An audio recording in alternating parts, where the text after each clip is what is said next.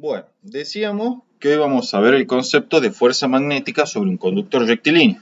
Pero antes vamos a repasar el concepto preliminar de cómo actuaban las fuerzas magnéticas sobre cargas móviles. Nosotros teníamos, decíamos, una carga Q de un signo cualquiera que se movía con un cierto vector de velocidad, ¿sí?, a lo largo de algún campo magnético, que en este caso lo voy a dibujar en azul, ¿sí?, a la línea de campo,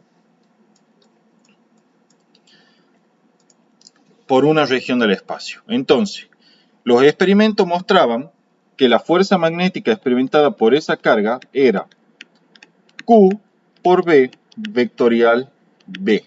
¿Sí? Esta era la fuerza magnética experimentada por una carga en movimiento, que desde luego se movía en una región donde existía un campo magnético B. De esta expresión concluimos que la fuerza magnética es simultáneamente perpendicular al vector B y al vector campo magnético, ¿sí? Además, también de esa expresión se concluía que la fuerza magnética es igual a cero si solamente si teníamos que V es paralelo a B o V era igual a cero o el campo magnético era igual a cero. Cualquiera de estas posibilidades de acá implicaban que la fuerza magnética experimentada por la carga era nula. Recuerda que estas son propiedades que en realidad se las conoce del álgebra, ¿sí?, que son las propiedades asociadas a un producto vectorial. Siempre el producto vectorial, en este caso la fuerza F, es perpendicular simultáneamente a los factores, es decir, a los vectores que se multiplican vectorialmente. En este caso el vector de velocidad y el vector de campo magnético. También recordemos que gráficamente se podía tener la dirección y sentido del vector fuerza magnética mediante la regla de la mano derecha. Si vos tenías un vector velocidad así y un vector campo magnético aquí, entonces aplicabas la regla de la mano derecha y te quedaba yendo desde B hasta B, esto es, extendiendo la palma de la mano derecha, es decir, los dedos de la mano derecha paralelamente al vector B y cerrando hacia el vector campo magnético por el menor ángulo. La regla de la mano derecha decía que el producto vectorial B iba en este caso, por ejemplo, hacia dentro de la página. Si la carga es positiva, entonces la fuerza magnética tiene también ese sentido. Pero si en cambio la carga era negativa, entonces la fuerza magnética tenía un sentido opuesto al dado por la regla de la mano derecha y hubiese sido esa que estoy indicando ahí. ¿Sí? Esto sería si la carga Q es mayor que 0 y esto de acá sería si la carga Q es menor que 0. ¿Sí? Ahora bien, empecemos entonces a estudiar el concepto de fuerza magnética sobre un conductor rectilíneo. Acá la idea va a ser la siguiente. Nosotros vamos a tener, ¿sí?, un conductor, donde vos ya sabés, Nacho, que un conductor es una sustancia que contiene cargas libres que pueden desplazarse a través del mismo, ¿sí?, a través del conductor. Entonces, vamos a modelar nuestro conductor como un sistema que contiene o encierra una serie de cargas libres y que por lo tanto pueden moverse o desplazarse a través del conductor.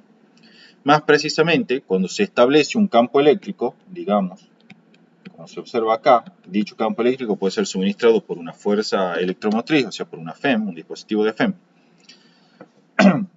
Estas cargas, suponiendo que sean positivas, van a desplazarse con una cierta velocidad promedio, que es la denominada velocidad de deriva.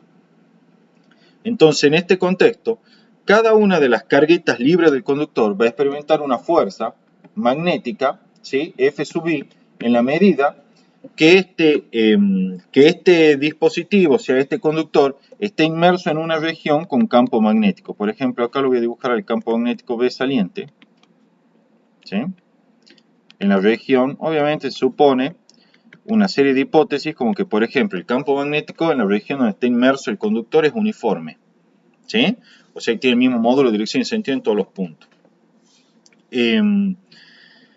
Bueno, entonces, cuando aplicamos la regla de la mano derecha, como te decía, cada una de las cargas que vamos a considerar positivos, los portadores de carga, van a experimentar una fuerza magnética F sub I, ¿sí?, de acuerdo a la regla de la mano derecha, que va a ir en la dirección y sentido que estoy dibujando. Luego, sobre el conductor, va a actuar una fuerza resultante, ¿sí?, que la podríamos dibujar acá en términos de una sola flecha, una fuerza resultante, donde tal fuerza resultante va a ser la fuerza magnética total experimentada por el conductor y que no es más que la suma vectorial de cada una de las fuerzas que actúan sobre cada uno de los portadores de carga del conductor. ¿Sí? Desde luego, para que esto sea posible es necesario que el conductor esté inmerso en una región de campo magnético. ¿Sí? Es fundamental eso. Entonces, nuestro objetivo va a ser determinar cuánto vale esta fuerza magnética David, experimentada por el conductor rectilíneo. Sí, decime, Ignacio. o sea, el conductor ahí está dentro de un campo magnético, pero a su vez el conductor, que son las partículas que se mueven, ¿también genera un campo magnético o es ese Sí, mismo también campo? generan un campo magnético, sí, generan un campo magnético adicional cuando se establece la corriente que se va a superponer con el campo magnético externo, ¿sí? Ah, bien. Pero la fuerza Ese magnética, campo era el que producía el conductor. claro, o sea, el conductor sí produce un campo magnético adicional que se suma a este que está dibujado acá afuera, ¿sí? Se va Ah, a bien. producir una cierta distorsión del campo una vez que se establezca la corriente. Pero a los fines de calcular o determinar la fuerza magnética sobre el conductor, solo nos interesa el campo magnético exterior, o sea, el que no es producido por el mismo conductor. ¿Por qué?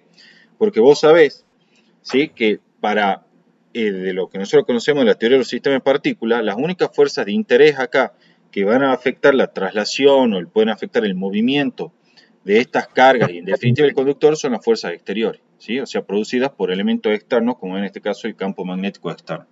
Pero sí, desde luego, una vez que se establezca la corriente en este conductor, ¿sí?, este conductor también va a actuar como una fuente de campo magnético y el campo magnético resultante en la región exterior de ese conductor es la suma vectorial del campo magnético producido por este conductor y el campo magnético que era preexistente, ¿sí?, que ya estaba desde antes. Ahora bien, si yo pusiese una carga, por ejemplo, vamos a cambiar el color acá, en esas condiciones pongo una carga Q acá, por ejemplo así, entonces la fuerza experimentada por esa carga va a ser Q por B vectorial B resultante, donde el B resultante es justamente la suma vectorial del campo magnético producido por el conductor más el campo magnético B propiamente que ya estaba, que es este en verde que está indicado aquí. ¿Sí? O sea, para una carga exterior al conductor, la fuerza magnética va a ser la resultante de la fuerza magnética ejercida por el campo magnético creado por el conductor más el campo magnético preexistente, este B que ya estaba. ¿Sí? Pero, en lo que respecta a las cargas en el interior del conductor, ellas solamente van a reaccionar, ¿sí?, en general o aproximadamente el campo magnético exterior. Vamos a despreciar los efectos, por ejemplo, producidos por el campo magnético creado por las otras cargas, ¿sí?, que están actuando dentro del conductor y también son fuentes de campo magnético. La razón radica en que esas interacciones, digamos, van a ser asociadas a fuerzas internas, ¿sí? Y las fuerzas internas, ya sabés vos de la teoría del sistema de partículas, no tienen efecto sobre la traslación del sistema, en este caso del conductor, como un todo. ¿Por qué? Porque se cancelan de a pares, ¿sí? Verifican la tercera ley de Newton. ¿Estamos? Sí, y sí, ahí tengo Sí, una pregunta. Justo sí, cuando ahí puse la carga puntual afuera, que es afectada por los dos campos sí, magnéticos. O sea, esa carga está una carga puntual. sí, Supongo que está quieta. sí, Si yo quiero calcular la fuerza que sufre, va a ¿qué ser sería cero. Q? Que va a ser cero porque la velocidad es cero, Claro, ¿verdad? exacto. Sí, Ah. sí. Cuando yo he escrito la ecuación esta, la escribí en forma general. Para No, que claro, sea pero distinta en ese de caso. claro, para que la fuerza magnética sea distinta de cero, es necesario que la carga esté moviéndose respecto a los campos magnéticos, o sea que este vector de velocidad sea distinto de cero. Ah, ¿Sí? bien. Sí. Eso es lo que tiene que ocurrir. Bueno, entonces, volviendo a nuestro problema, tenemos aquí, mira, indicado con palabras lo que hablábamos recién. La fuerza magnética sobre un conductor no es más que la resultante de todas las fuerzas magnéticas sobre cada una de las cargas libres del conductor, las cuales se mueven con una velocidad de deriva v sub d. ¿Sí? Insisto, estas fuerzas magnéticas que actúan sobre cada una de las cargas son las fuerzas exteriores dentro de nuestra teoría de los sistemas de partículas. ¿Por qué fuerzas exteriores? Son producidas por un agente externo, como en este caso el campo magnético externo al conductor. No incluimos en nuestro cálculo las fuerzas internas producidas por la interacción magnética e incluso también eléctrica entre los mismos portadores de carga, porque justamente al ser fuerzas internas, estas verifican la tercera ley de Newton, los pares se cancelan, ¿sí? Los pares de fuerza se van cancelando justamente de a pares, y el efecto sobre la traslación del conductor es nula. Entonces solo es de interés evaluar las fuerzas exteriores producidas por el campo magnético externo, ¿sí? Y no las fuerzas magnéticas o eléctricas asociadas a la interacción entre las partículas cargadas mismas del conductor, que son ejemplos de fuerzas internas y que, de nuevo, repito, no afectan a la traslación del conductor. Bueno, entonces, la fuerza magnética sobre la iésima carga es Q por la velocidad de deriva vectorial B, ¿sí? Que es esta expresión que está ahí. B es el campo uniforme, ¿sí? Que en este caso sale también de la página, como lo indiqué ahí. Entonces, nosotros tenemos un conductor, lo vamos a remarcar aquí, ¿sí? Que tiene, estas son las paredes o fronteras del conductor. Este conductor tiene una cierta longitud L que está indicada acá, ¿sí? Esa longitud L está totalmente inmersa en un campo magnético saliente que se lo denota con estos puntitos que salen, ¿sí? Los portadores de carga los tomamos positivos. Entonces, el conductor transporta una cierta corriente I, la velocidad de deriva es hacia arriba, entonces se sobreentiende que el campo eléctrico en este conductor está actuando en esta dirección y sentido que estoy aquí dibujando, ¿sí? Bueno, ese campo eléctrico desde luego es provisto por un dispositivo de F. Entonces vamos a calcular la fuerza exterior resultante sobre los portadores de carga del conductor. Esto es, como el campo magnético B es uniforme, todas las cargas experimentan la misma fuerza F sub I y la fuerza magnética total es F igual a la suma desde I igual a 1 hasta N de F sub I, que es N el número de cargas libres o de portadores de carga que están experimentando esta fuerza magnética F sub I. Esa fuerza magnética ya dijimos que es Q por B por velocidad de deriva vectorial B, ¿sí? Consideramos la velocidad de arrastre de las cargas. Como todos estos factores, estos sumandos son iguales, entonces esta suma se reduce a esta multiplicación. Es n veces cada una de las fuerzas sobre cada elemento de carga, ¿sí? Como está aquí indicado. N grande, como te digo, es el número de cargas libres en la porción del conductor que está sumergido en el campo magnético uniforme B. ¿Sí? Porque O sea, Gaby, sería la cantidad de pelotitas. claro, la cantidad de pelotitas, exactamente, así es, ¿sí? Es importante que entiendas también, Nacho, que esta cantidad de N es solo la cantidad que está dentro del conductor, dentro de la región de campo magnético, ¿sí? ¿Por qué? Porque si el conductor tiene más portadores de carga, debido a que hay una región del conductor que se extiende más allá de donde existe el campo magnético, bueno, esas cargas libres no son de interés para calcular la fuerza magnética porque ellas no están en ninguna región en donde exista campo magnético y por lo tanto no experimentan fuerza magnética. Entonces no van a contribuir a la fuerza exterior neta experimentada por el conductor, ¿sí? O sea, si vos tenés, como dijimos, mira, acá tenés el conductor, voy a dibujar así largo, ¿sí? Y este conductor, por ejemplo, solo esta región de acá, ¿sí? Pongamos si querés hacer una frontera, solo esta región de acá está inmersa en el campo magnético, bueno, entonces solo las cargas libres que estén dentro de esta región son las que van a experimentar la fuerza magnética F sub I, ¿sí? Y que sumadas van a dar la fuerza total. Todas las demás cargas que estén en esta región de acá, como están libres de interacción con campo magnético, no experimentan ninguna fuerza magnética en absoluto. Por lo tanto, solo interesan aquellos portadores de carga que están dentro de la región de campo magnético. Ahora bien, volviendo con nuestro análisis, hacemos la suma vectorial de la fuerza y tenemos lo siguiente. Si n, ¿te acuerdas del concepto de n? N era el número de cargas libres por unidad de volumen, ¿sí? En el conductor, que era 1 sobre metro cúbico. Aparecía nuestra expresión de corriente, ¿sí?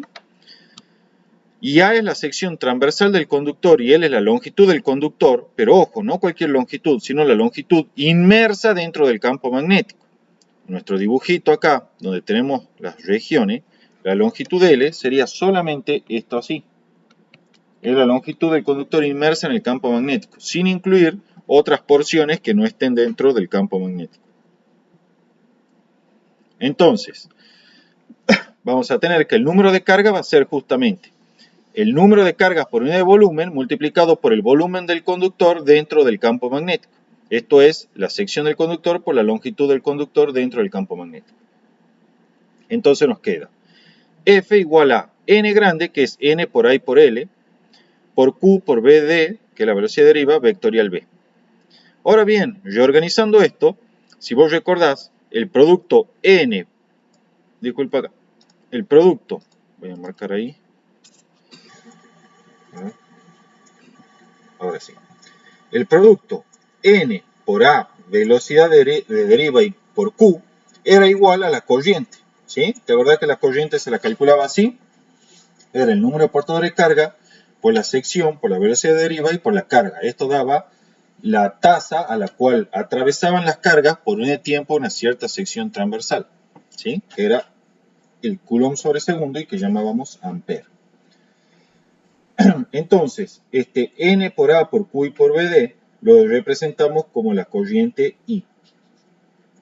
Y esto queda I por L vectorial B. Pero fíjate que L tiene una flechita arriba, indicando que es un vector. ¿De dónde sale esta cantidad vectorial? Bueno, resulta que la velocidad de deriva, como todo vector velocidad, es justamente una magnitud vectorial. Si volvemos a nuestro dibujo y vemos aquí, la velocidad de deriva apunta hacia arriba, tiene sentido hacia arriba. Entonces yo defino un versor U que apunta hacia arriba, es decir, en la dirección y sentido del vector velocidad de deriva. Entonces en ese contexto, el vector velocidad de deriva se puede expresar como el módulo de la velocidad de deriva multiplicado por el versor U. Y digo módulo, ¿sí? Porque acá supongo que la dirección positiva está considerada hacia arriba, ¿sí? De cualquier manera, si no fuese positiva hacia arriba, en general puedo decir el vector velocidad de deriva se representa como la componente del vector velocidad de deriva, la cual puede ser positiva, negativa o cero, multiplicada por el versor U. ¿Sí? Entonces esa es la forma matemática del vector velocidad de deriva. Ahora bien, aquí está el análisis. El vector velocidad de deriva, como dijimos, es la componente del vector velocidad de deriva multiplicado por el versor U. Entonces simplemente hago una redistribución. N por A por Q y por este módulo o componente de velocidad de deriva, me da justamente la corriente I, como está anotado acá. Pero todavía me queda pendiente el versor U. Entonces el versor U lo asocio con el L. Y entonces me queda que el vector L, ¿sí?, es igual al L por el versor U. En otras palabras, el vector L es un vector que tiene como módulo la longitud del conductor inmersa en el campo magnético. Y su dirección y sentido es la dada por el versor U. En otras palabras, su dirección y sentido es la de la corriente convencional, es decir, la de la velocidad de deriva de estas cargas positivas consideradas en este conductor. ¿Sí? Entonces, la fuerza magnética queda expresada como I por L vectorial B, donde L es un vector cuyo módulo es la longitud del conductor inmersa en el campo magnético, ¿sí? Y su dirección y sentido en cada punto es la dirección y sentido en la que fluyen las cargas, ¿sí?, en ese punto del conductor, es decir, es la dirección y sentido de la corriente convencional, o más rigurosamente, es la dirección y sentido del vector densidad de corriente en cada punto, ¿sí? Porque en realidad recordad que la corriente es un escalar, ¿sí? El que es vectorial es el vector densidad de corriente.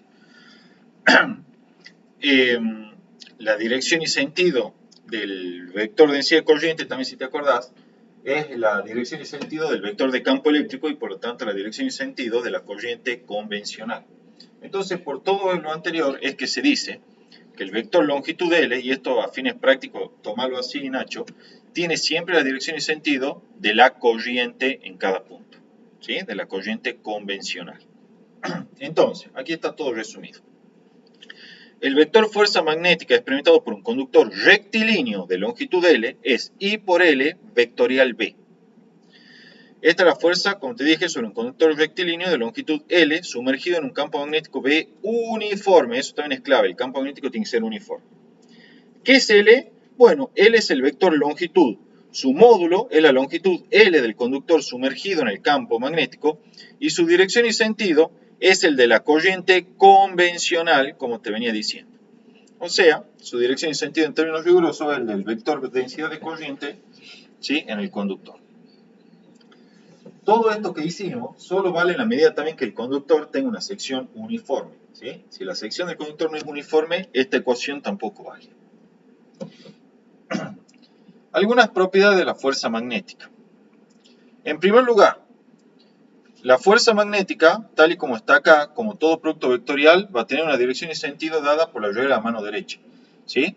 Vos vas a tener, por ejemplo, un conductor, como se observa aquí, en color negro, que tiene una corriente dada. Bueno, siempre una vez que vos tengas la corriente convencional, el vector longitud va siempre en la dirección y sentido de la corriente, o más rigurosamente, dirección y sentido del vector densidad de corriente, como está indicado ahí en azul. Ese es el vector longitud. Luego, para obtener la fuerza magnética, aplicas la regla mano derecha.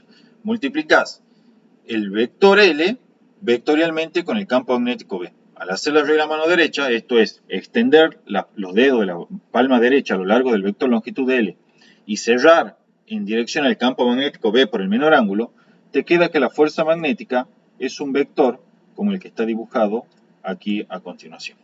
¿Sí?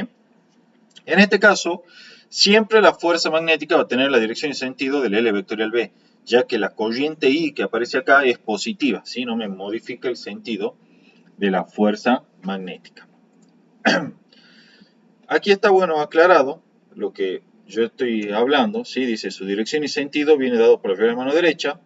Y algo importante acá, el sentido de la fuerza magnética, Nacho, es independiente del signo de las cargas libres. O sea, no importa si el conductor, por ejemplo, de verdad que nosotros introducimos el concepto de corriente convencional. La corriente convencional era aquella cuya dirección y sentido es la de las cargas positivas, aun cuando en el conductor se estén desplazando cargas negativas. ¿Sí? Entonces, ¿cuál era un aparente inconveniente que podía llegar a traer eso?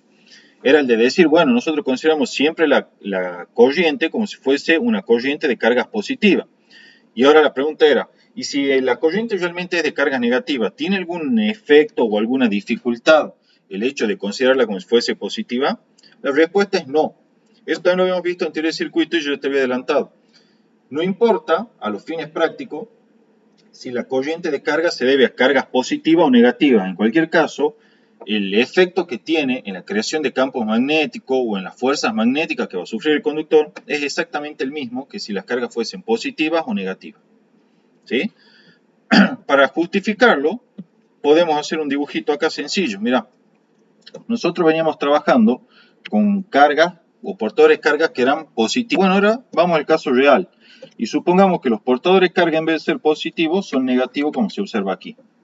Sin embargo, seguimos manteniendo nuestro campo eléctrico que va hacia arriba. ¿Sí? O sea, seguimos manteniendo la situación original en lo que el campo eléctrico respecta a cuando las cargas eran positivas.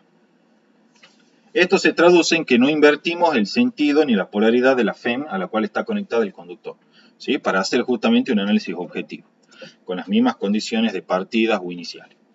Entonces, en este contexto, sigue actuando el campo magnético B, lo vamos a dibujar saliente, como estaba en el caso anterior, porque insisto, estamos en las mismas condiciones iniciales. Ahora bien, cuando el campo eléctrico está actuando en este sentido, la fuerza eléctrica sobre los portadores libres de carga es hacia abajo.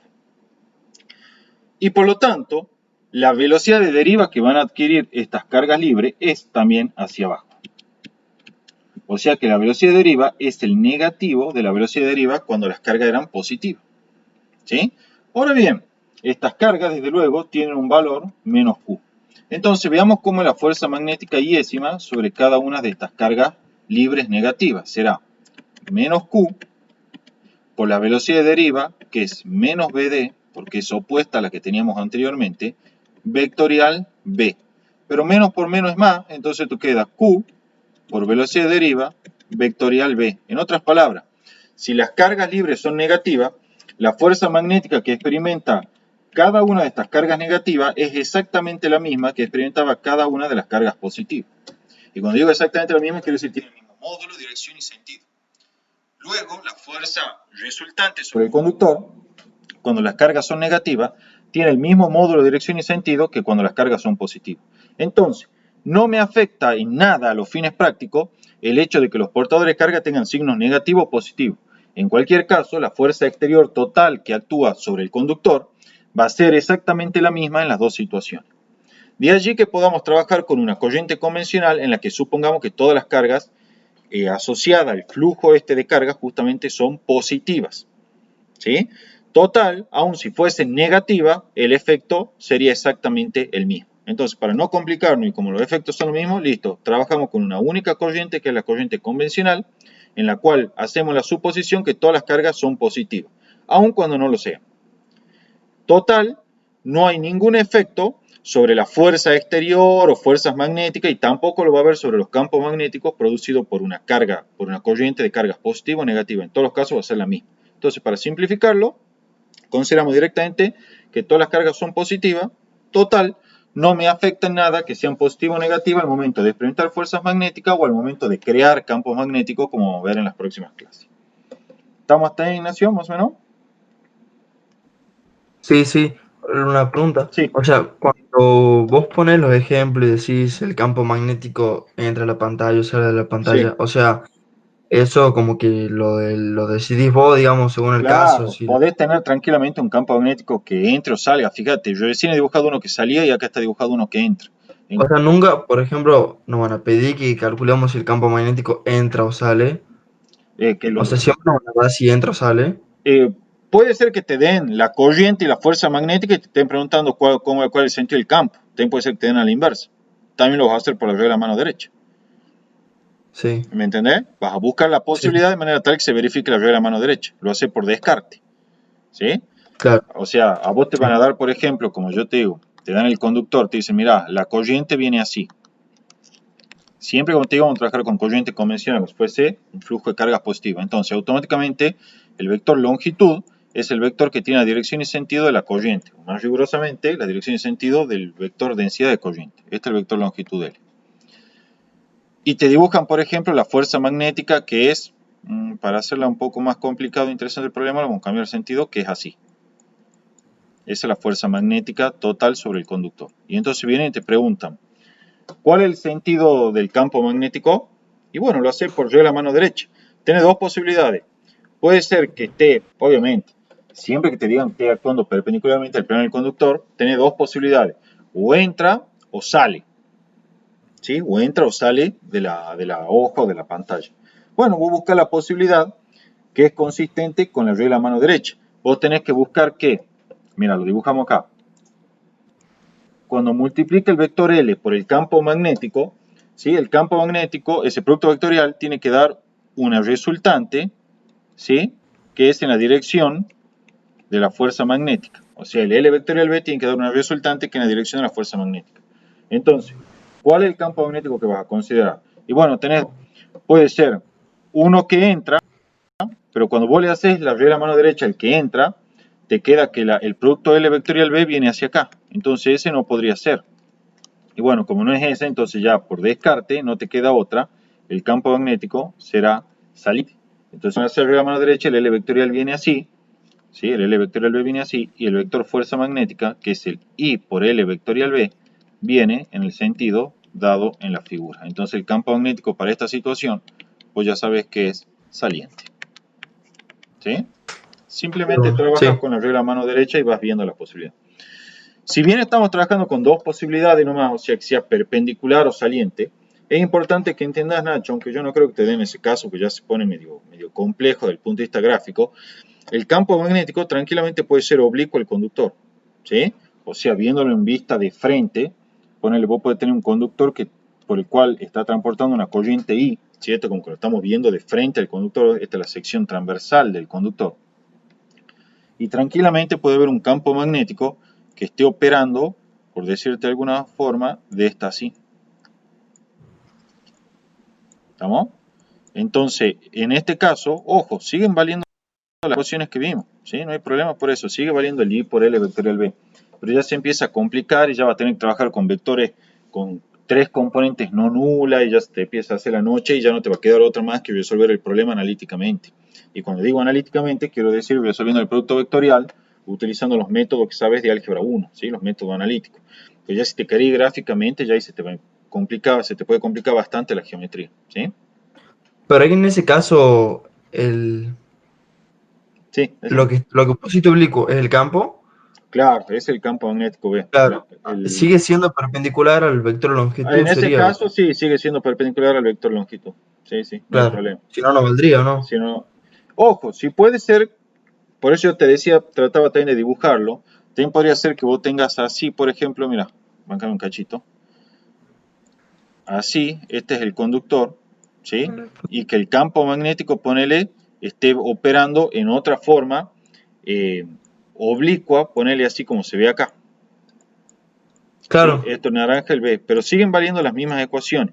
Pero lo que yo voy que también puedes tener un caso que es tridimensional ya, que es que no solo que sea oblicuo en este plano, o sea que el campo magnético sea oblicuo como se ve acá, pero que este campo magnético B en verdad no esté contenido en el plano de la hoja, sino que además tenga una inclinación adicional. claro, sí, sí, ya ¿Me entiendo a lo que te entendés? refieres. Sí, es Entonces, un bar. Sí, sí. claro, ahí ya se te hace un lío todo y ya tenés que recurrir a métodos analíticos para resolver el producto vectorial.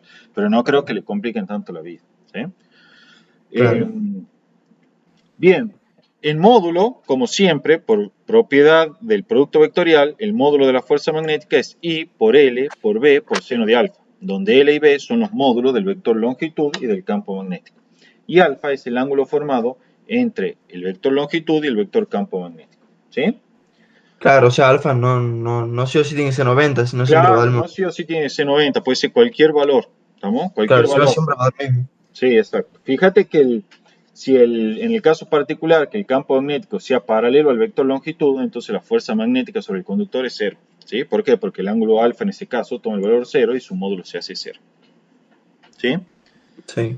Bien. También puede ser que trabajes con la forma diferencial de la fuerza magnética, que es esta que está indicada acá, que dice la fuerza infinitesimal que actúa sobre un elemento infinitesimal de conductor de longitud de L inmerso en un campo magnético B es I por dl vectorial B, donde dl tiene la dirección y sentido también de la corriente o más estrictamente del vector densidad de corriente.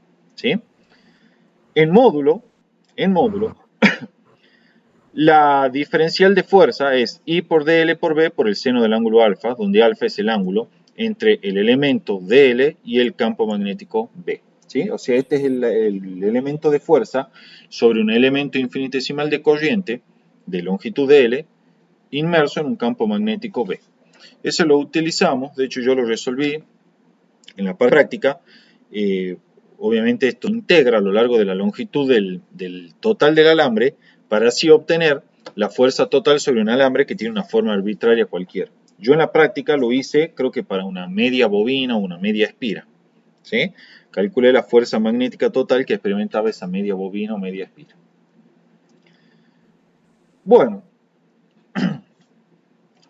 ahora vemos las fuerzas y momentos sobre una espira de corriente. ¿Sí? Una espira, como ya sabes, Nacho, es cualquier circuito cerrado. Por ejemplo, pueden ser cuadradas, circulares o incluso de una forma arbitraria como la que se observa acá. Y fíjate que en todo está dibujado la flechita que indica el sentido de circulación de la corriente convencional, es decir, de la corriente considerada como un flujo de cargas positivo. ¿Cuáles son las propiedades que tienen estas espiras? Resulta que si estas espiras están inmersas en un campo magnético B que es uniforme, de manera tal que el campo magnético es el mismo en todos los puntos de la espira, entonces estas espiras experimentan una fuerza magnética neta nula. ¿Sí? Es nula. Existen fuerzas magnéticas, pero su suma vectorial es nula. Eso es lo que quiero decir. ¿Sí? Si vos agarras esta espira rectangular y la sumergís en un campo magnético uniforme, es fácil hacer el análisis para demostrar que las fuerzas magnéticas se van a ir cancelando de a pares para cada conductor. ¿Sí? Ahora bien, en general, una espira dispuesta en un campo magnético B experimenta un momento neto debido a las fuerzas magnéticas que actúan sobre los segmentos de la espira. ¿Sí? Ya vamos a ver cómo se calcula ese momento. El momento es el de física 1, ¿sí? O el torque que le llaman también.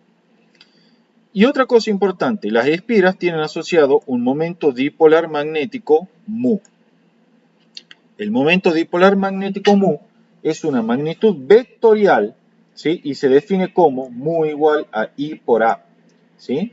I es la corriente a través de la espira y A es el vector área, el cual es perpendicular al plano de la espira, su módulo es igual al área encerrada por la espira y su sentido viene dado por la regla de la mano derecha, como voy a mostrar en una figura a continuación.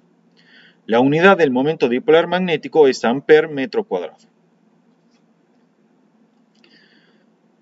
al final vamos a ver una serie de definiciones que son importantes y que involucran el concepto de momento dipolar magnético. Bueno, acá está indicado, I es la corriente a través de la espira, A es el vector área expresado en metro cuadrado y aquí está indicado.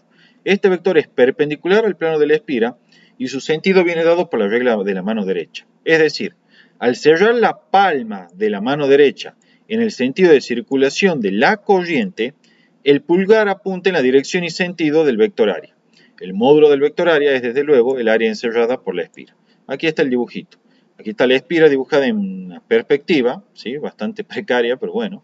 Y fíjate que si cerrás la palma derecha en este sentido, que es el sentido de circulación de la corriente, el pulgar apunta en el sentido del vector área, como está indicado acá.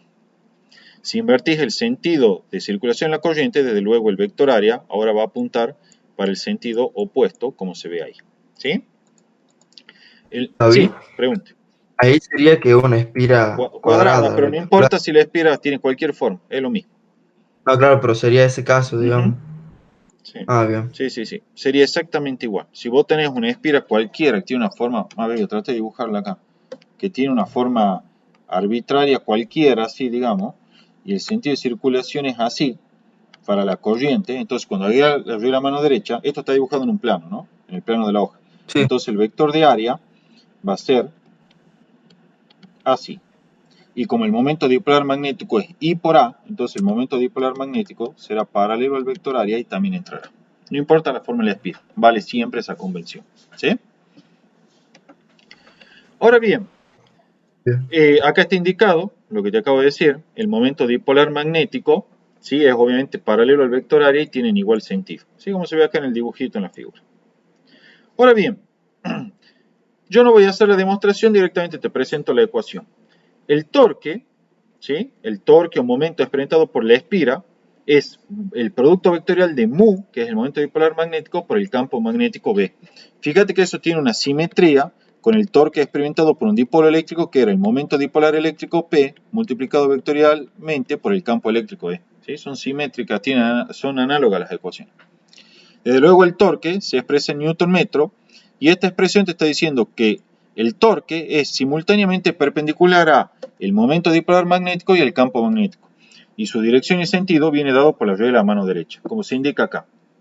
Una vez ubicado el vector momento dipolar magnético y el vector campo magnético, extendés la palma de la mano derecha paralelamente al vector momento dipolar magnético, que es este de aquí, y cerrás por el menor ángulo hacia el campo magnético B.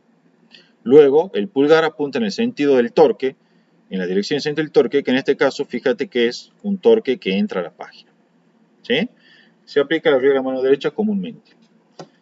Y Sí, Gaby, ahí el torque va a ser paralelo a la fuerza magnética. en este caso, no necesariamente. No necesariamente Ah, son no paralelos. necesariamente. No necesariamente. Ah, Porque el momento dipolar magnético no tiene la dirección y sentido del vector longitud. ¿Sí? claro. Otra cuestión importante. Vos sabés de física 1 que los torques o momentos siempre se calculan respecto de algún punto, ¿sí? Que generalmente lo tomamos como el origen del sistema de coordenadas que está anclado en nuestro sistema de referencia. Y acá yo no hice mención a ningún sistema de referencia. ¿Por qué? Si vos recordás algo de física 1, te vas a acordar que la suma de momentos exteriores para cualquier sistema de partículas, como lo son en definitiva todas las cargas que circulan a lo largo de una espira, la suma de momentos exteriores respecto de cualquier origen O es la suma de momentos exteriores respecto del centro de masa más el R centro de masa vectorial suma de fuerzas exteriores. Bueno, ¿qué es lo que está ocurriendo acá? Las fuerzas exteriores que actúan sobre la espira son las fuerzas magnéticas. Y en las espiras rectangulares, por ejemplo, vimos que la suma vectorial de estas fuerzas exteriores, que la fuerza magnética resultante, es cero. Por lo tanto, todo este término se anula. Y me queda entonces que la suma de momentos exteriores respecto de cualquier origen O es igual a la suma de momentos exteriores respecto del centro de masa. Entonces, ¿qué es lo importante acá? La suma de momentos exteriores respecto del centro de masa es única. ¿Sí? Es única. Y esta ecuación vale para todo punto O. En otras palabras, lo que me está diciendo esta ecuación es que no importa respecto de qué punto vos tomes el cálculo del momento, en todos los casos siempre va a ser igual al mismo valor, que es la suma de momentos exteriores respecto al centro de masa. Entonces, por eso es que no se indica el punto respecto del cual estás calculando el torque. porque el torque es el mismo, cualquiera sea el punto que vos consideres para calcularlo. Sin embargo, lo que se hace por lo general es calcularlo respecto del centro de masa, ya que si vos lo calculás respecto del centro de masa, ¿sí? Vos sabés que en estos casos, que hay simetría respecto del eje de rotación de la espira, esa suma de momentos exteriores respecto del centro de masa, y que ya vimos que va a ser igual al mu vectorial b, verifica la segunda ley de Newton, que es el momento de inercia respecto al centro de masa por la aceleración angular. ¿Sí? Esto es Sí, física 1. Entonces, sí, de sí. forma muy sencilla, puedes calcular, por ejemplo, la aceleración angular que experimenta el devanado de un motor eléctrico de corriente continua. ¿Sí? Que es la aceleración angular que le va a transmitir a las piezas que esté moviendo ese motor. Disculpa, Sí, Gaby, ¿el qué dijiste? de un motor de corriente continua, ¿me preguntás? ¿O del vector Sí, aceleración? no, dijiste Ah, el devanado. sí, el devanado. El devanado es sinónimo de bobinado. ¿Sí? Ah, sí, sí. Sí, sí. La espira que se está moviendo en el campo. Porque esto, léelo también en el CIER por las dudas, a esta parte de teoría, el principio de funcionamiento de un motor de corriente continua. Justamente se basa en el hecho de que vos haces circular una corriente por una espira, y si esa espira está inmersa en un campo magnético, que son los polos norte y sur del motor, entonces sobre la espira va a aparecer un torque, por lo tanto va a aparecer una aceleración angular y la espira va a empezar a girar. Así es como se produce, ¿sí?, el movimiento en los motores de corriente continua, por ejemplo. ¿Sí? De hecho, en Bien. el CIERS hay varios problemas de motores. Ya voy a buscar yo algunos para que resolvamos por las dudas si toman práctica. Sí, sí, los vi algunos. Bueno, ya lo vamos a ver. Lo vamos a resolver juntos. ¿Sí? En módulo, el torque experimentado por una bobina, Nacho, o por una espira en verdad, estamos haciendo una espira, es el módulo de mu por el módulo de b por el seno de alfa. O sea, es I por A por B por el seno de alfa, donde alfa es el ángulo entre el momento dipolar magnético y el campo magnético B. Desde luego, Tengo una pregunta, ¿cómo? tengo una pregunta, Sí, Gaby. O sea, ahí en el caso de una bobina, sí, por ejemplo, que experimenta un sí, torque, que sería mu por el campo sí. magnético B. ¿Ese campo magnético, o sea, es el que genera o el que está sumergido? No, es en el que está sumergido. Ese lo produce un agente externo. En los motores de Claro, pero corriente continua, lo producen una serie de electroimanes. ¿Sí? Si agarra y se pone, por ejemplo, la espira, que yo te voy a, en vez de un devanado, la espira así, y se pone arriba un polo norte y abajo un polo sur, que son en verdad devanados, ¿sí? Son electroimanes que generan el campo magnético, ¿sí?, en el cual se va a encontrar sumergida esta bobina. Para empezar, va a tener un cierto momento dipolar magnético, porque se hace circular una corriente por esta espira, ¿sí? Entonces va a experimentar un torque, que ese torque es mu vectorial B. Pero el campo magnético B en el cual está sumergido es un campo magnético externo. Los campos magnéticos, o mejor dicho, la fuerza magnética creada por los campos magnéticos, originados a su vez por las mismas cargas libres dentro de la espira, van a ser fuerzas magnéticas internas, por lo tanto no van a tener efecto sobre el movimiento o traslación, en este caso, de la bobina. ¿Sí? claro, o sea, esos electroimanes estarían en todo, en cualquier aparato que esté bobinado, Sí, digamos. sí, se los ponen siempre, sí, porque generan el Ah, campo magnético exterior. Porque como te digo, el campo magnético interno creado por el mismo movimiento de la bobina va a generar fuerzas magnéticas internas, y esas fuerzas magnéticas, como toda fuerza, verifican la tercera ley de Newton. Entonces se cancelan de a pares y por lo tanto no tienen efecto sobre el movimiento, la traslación de un segmento de conductor ni nada por el estilo. Entonces sí o sí necesita una fuente externa. Eso es lógico, que está basado también en la conservación de la energía. ¿Sí? Eh, Ahora bien, desde luego, si vos te preguntas, cuando se establece la corriente acá, desde luego la bobina también genera un campo magnético adicional que se superpone con el campo generado por los electroimanes. Entonces, una tercera carga puntual, ponerle con movimiento, experimentar una fuerza magnética que es la resultante entre el campo magnético creado por la bobina y los electroimanes. ¿Sí? Ya hay de todo un poco. y Gaby, Sí, esos electroimanes, ¿qué tienen de diferente con un imán común?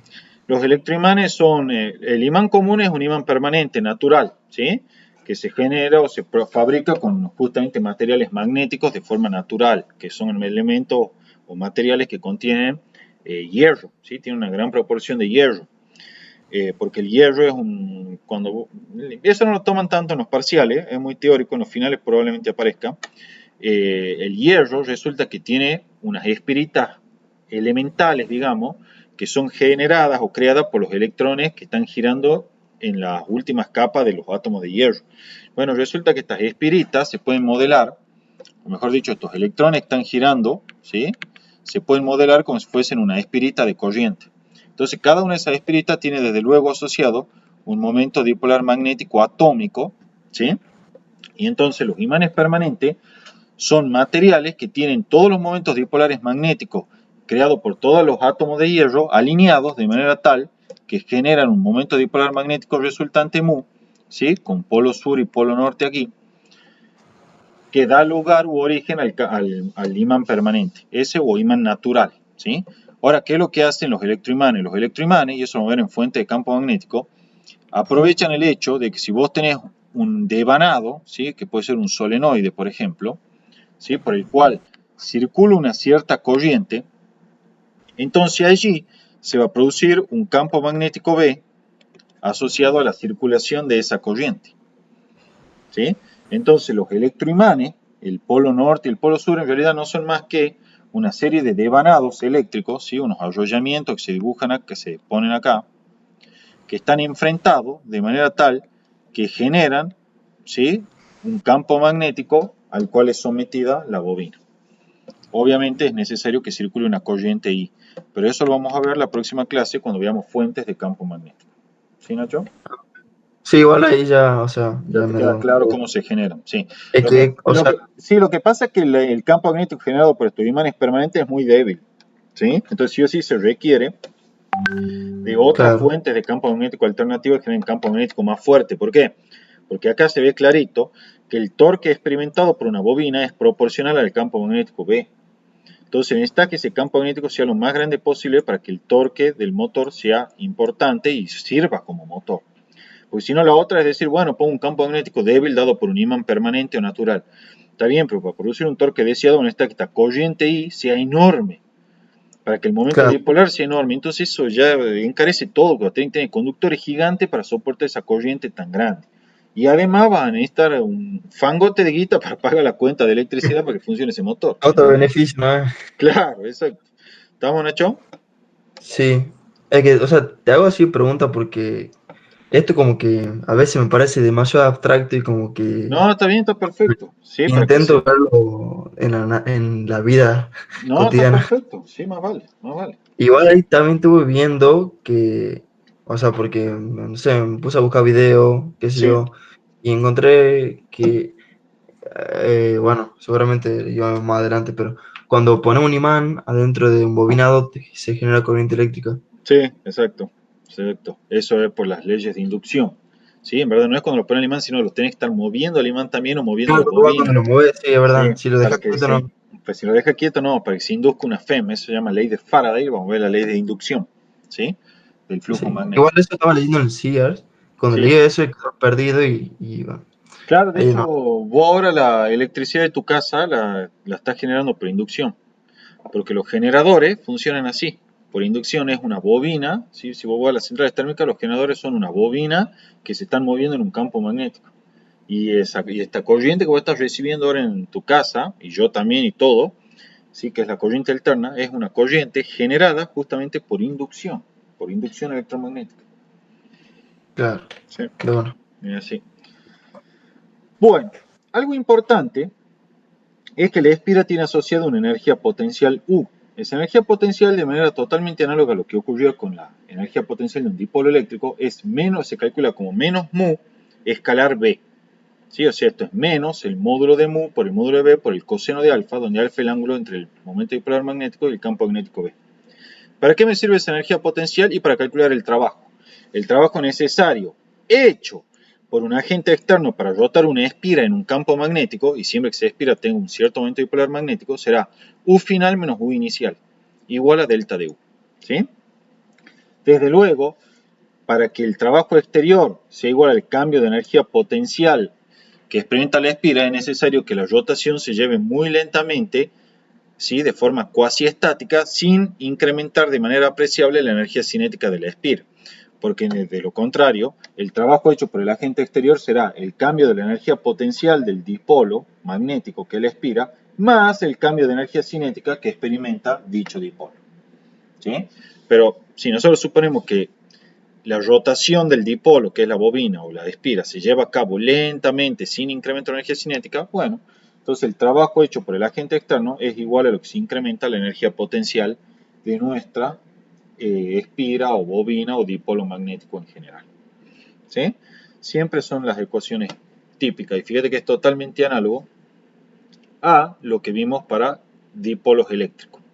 De hecho, la bobina o la espira constituye un ejemplo de dipolo magnético. ¿Sí? Ya vamos a ver enseguida unas definiciones al final donde sintetizo esos conceptos. Si te pidiesen el trabajo hecho por el campo magnético para rotar la espira, entonces será menos delta de U. ¿Sí? Uno es el trabajo hecho por un agente externo, digamos una mano que entra así y le empieza a rotar la espira, y este trabajo de aquí, que es menos delta de U, es el trabajo hecho por el campo magnético, ¿sí? Para rotar la espira. Ahora bien, Y, sí, pregúntame, Nacho. o sea, fuera del campo magnético, ¿qué otra cosa puede hacer que rote la espira? Fuera del campo. Y por esto digo una mano, por ejemplo, un agente externo, que Ah, venga alguien con una mano y le empiece a rotar, entonces ese sería el trabajo externo hecho por un agente externo. ¿Sí? no. Sí. ¿Vamos? Esto es lo análogo a lo que veíamos en sistema de partícula. ¿Sí? Por ejemplo, en sistema de partícula vos tenías que el trabajo hecho por fuerza, una fuerza exterior, por ejemplo, puede ser el trabajo hecho por el peso, o sea, por la Tierra, por el campo gravitacional. Entonces, ese trabajo era igual al negativo del cambio de la energía potencial externa de nuestro sistema.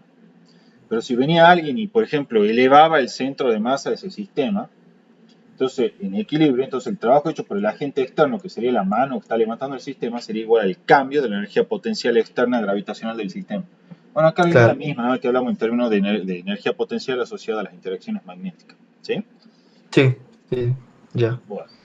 Ahora bien, importante, todo lo que vimos hasta hace un rato era para una espira, o sea, para una vuelta de conductor.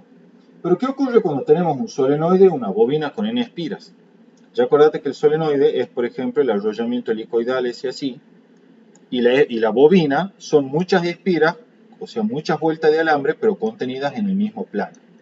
¿Sí?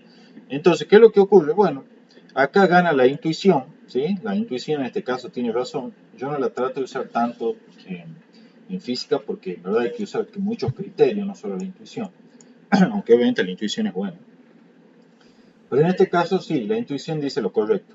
Si tenés una bobina, un solenoide con n espira, entonces el momento dipolar magnético es n veces el momento dipolar magnético de una espira. El torque luego es mu vectorial b y es por tanto n veces el torque debido a cada una de las espiras que constituyen ese solenoide o bobina. La energía potencial es menos mu escalar b y por lo tanto es n veces la energía potencial cuando había una sola espira.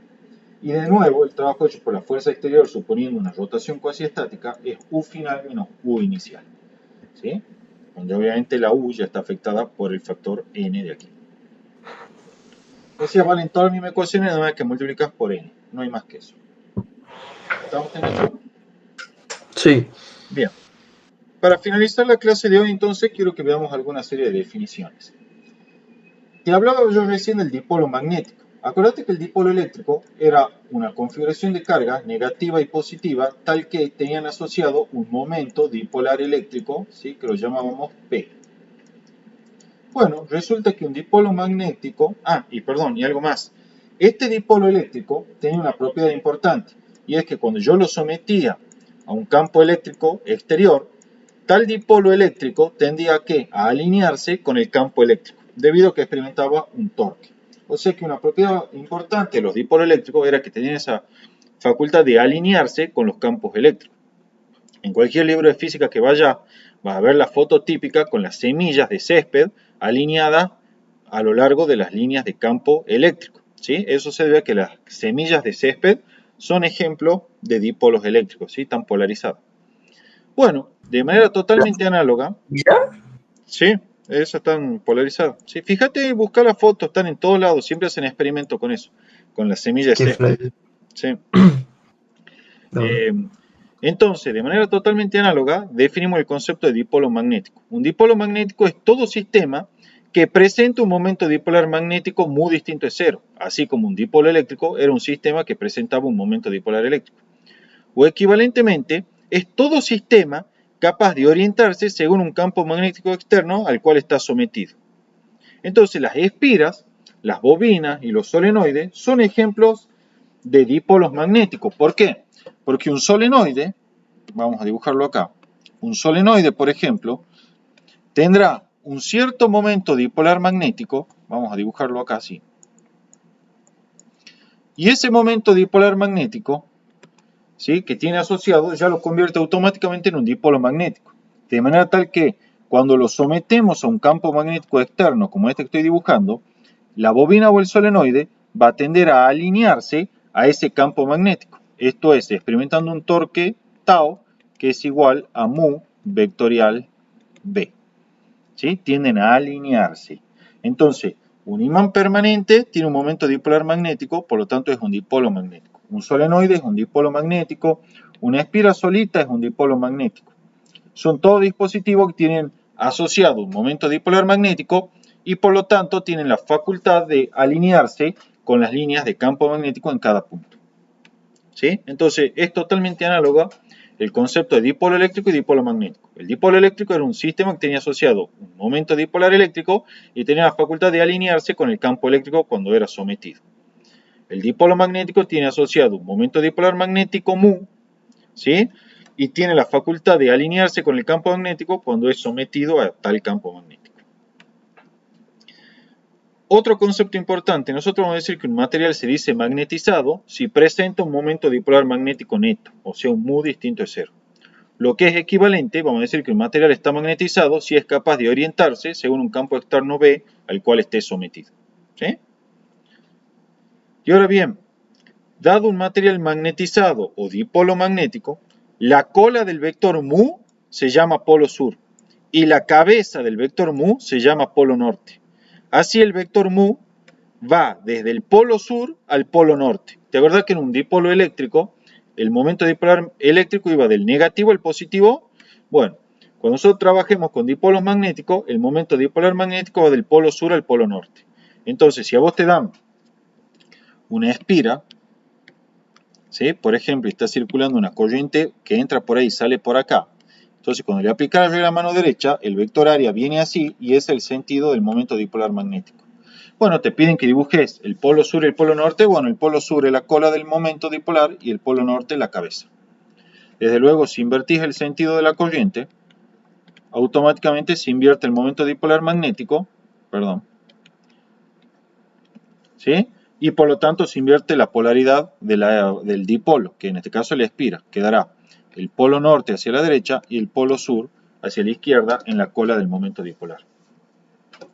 Fíjate que esto no contradice nada, es más, es consistente y va de la mano con nuestra referencia histórica al origen del polo norte y sur. Habíamos dicho que el polo norte y sur de un material magnetizado, de un dipolo magnético, se llamaba así porque, bueno, el polo norte apuntaba al norte geográfico y el sur al sur geográfico, ¿sí? Bueno, efectivamente, si yo vengo y supongo que este es el campo magnético terrestre, ¿sí?, el cual apunta hacia el norte geográfico, ¿sí?, entonces este norte magnético que está aquí va a experimentar un torque, recuerda que este es el campo magnético, va a experimentar un torque así, que es el mu vectorial B, que va a tender a alinear esta espira, que es un dipolo magnético, con el campo magnético terrestre, de manera tal que el momento dipolar quede apuntando paralelamente a él. Y por lo tanto el norte de la espira, que es la cabeza del momento dipolar, apunta hacia el norte geográfico, ¿sí?, respetando nuestras consideraciones históricas iniciales de que el polo norte se llama norte porque apunta al norte geográfico y el polo sur se llama sur porque apunta al sur geográfico, cuando se le da la libertad de rotar en el campo magnético terrestre. ¿Sí? Entonces, resumidas cuentas, para determinar el polo sur y norte de un dipolo magnético, lo más sencillo es determinar con la regla a mano derecha el sentido del momento dipolar magnético y luego la cola es el polo sur, la cabeza el polo norte. Y chao.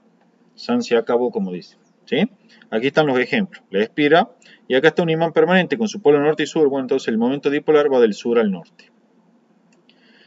insisto una vez más, esto es consistente, ¿sí? El asociarle el polo sur a la cola del momento dipolar magnético y el polo norte a la cabeza del momento dipolar magnético, es consistente con los orígenes históricos del polo norte y sur. Es decir, cuando yo lo libere a esto y aplique en un campo magnético, como puede ser el terrestre, como es el terrestre, y aplique la regla a mano derecha para el producto vectorial mu vectorial B, voy a concluir de que estos imanes, ¿sí? Tomando como norte la cabeza del momento dipolar magnético, van a tender a alinearse con este polo norte justamente apuntando hacia el norte geográfico y este polo sur apuntando hacia el sur geográfico. Bueno, aquí está el comentario final, ¿sí? El polo norte se llama así porque tiende a apuntar al norte geográfico cuando se le da libertad para girar en el campo magnético terrestre, y lo mismo para el polo sur, solo que este tiende a apuntar obviamente al sur geográfico. Bueno, con eso queda todo explicado de la parte de fuerzas magnéticas, Nacho. ¿Sí? Algo importante que yo aquí veo que no lo anoté, y es que estas expresiones que están acá para campo magnético, perdón, para torque, ¿sí? Para torque y para energía potencial, valen cualquiera sea la forma de la espira. Sea la forma de la espira o bobina. O sea, no importa que tenga una forma arbitraria así cualquiera, todas estas ecuaciones son igualmente válidas. Porque se puede probar que toda espira de este tipo se puede aproximar como una sucesión de espiras, todas rectangulares puestas una a continuación de otra. ¿Sí? Entonces, en estas condiciones, todas las ecuaciones que vimos y que deducimos para una espira de forma regular, como puede ser la espira rectangular, son aplicables cualquiera sea la forma de la espira. ¿Sí? Cualquiera sea la forma de la espira, todas estas ecuaciones valen así. Entonces, cuando aún tengo una forma irregular como esta de acá, todas las ecuaciones son igualmente aplicables. Bueno. Ya lo anoté ahí. Buenísimo. Con eso está entonces toda la clase de hoy terminada, Nacho. ¿Tenés alguna duda, algo que quieras preguntar? Hasta recién tenía una duda, pero se me ha perdido en Se la cabeza, perdió. así que Bueno, cualquier cosa te mando un mensaje. bueno, dale, listo, no hay drama entonces. Bueno, Sí. Nacho, queda terminada la clase de hoy.